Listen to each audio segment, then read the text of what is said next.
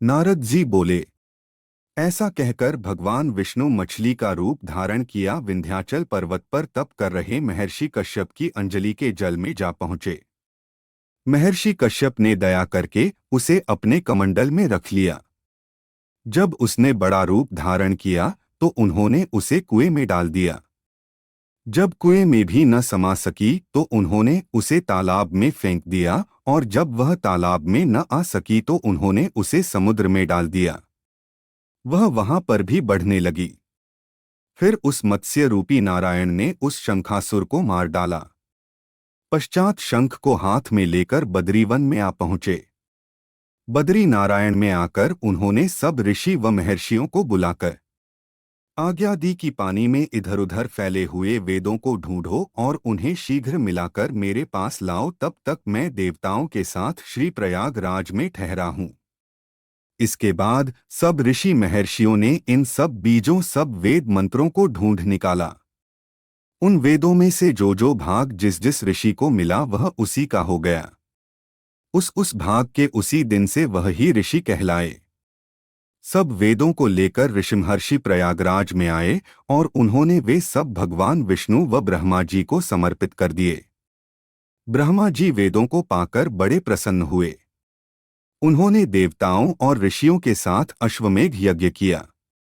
यज्ञ के अंत में देवता, गंधर्व, यक्ष, नाग भगवान विष्णु को दंडवत करके प्रार्थना करने लगे। देवताओं ने कहा, हे देव, हे जगन्नाथ, हे प्रभो, हमारी प्रार्थना सुनिए।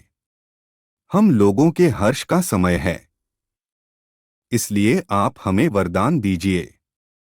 नष्ट हुए वेद पुनः श्री ब्रह्मा जी को प्राप्त हो गए हैं। हे लक्ष्मीपते, आपकी अनुकंपा से हम देवताओं को यज्ञ का भाग भी मिला है।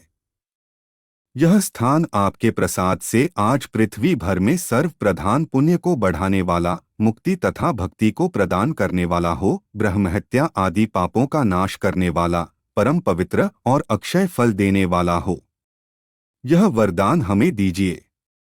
भगवान विष्णु ने कहा, जो कुछ आप लोगों ने कहा है वह मेरा भी ध्येय है। जैसा आप लोगों ने कहा है कि यह स्थान आज से ब्रह्म क्षेत्र के नाम से पुकारा जाएगा। इस स्थान पर गंगा जी व सूर्य पुत्री यमुना जी का संगम होगा। मैं श्री ब्रह्मा जी सहित यहाँ पर निवास करूंगा। यहाँ पर किया हुआ जप तप तथा दान महान फलदायक होगा। पहले जन्म किए हुए पाप, ब्रह्महत्या आदि भी इस तीर्थराज में स्नान करने से नष्ट हो जाएंगे।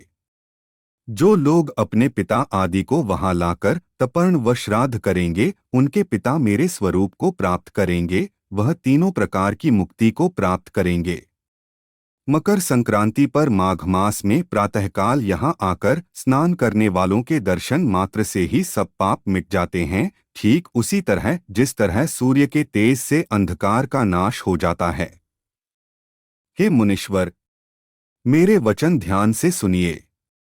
मैं सर्वत्र व्याप्त रहता हुआ भी हमेशा बद्रीनारायण में निवास करता हूँ। सैकड़ों वर्ष तक किसी दूसरे स्थान पर तप करने का जो फल मिलता है, वही फल यहाँ एक दिन में मिल जाएगा। जो मनुष्य मेरे उस स्थान बद्रिकाश्रम का दर्शन करेंगे वह जीवन मुक्त हो जाएंगे और उनके समस्त पाप नष्ट हो जाएंगे।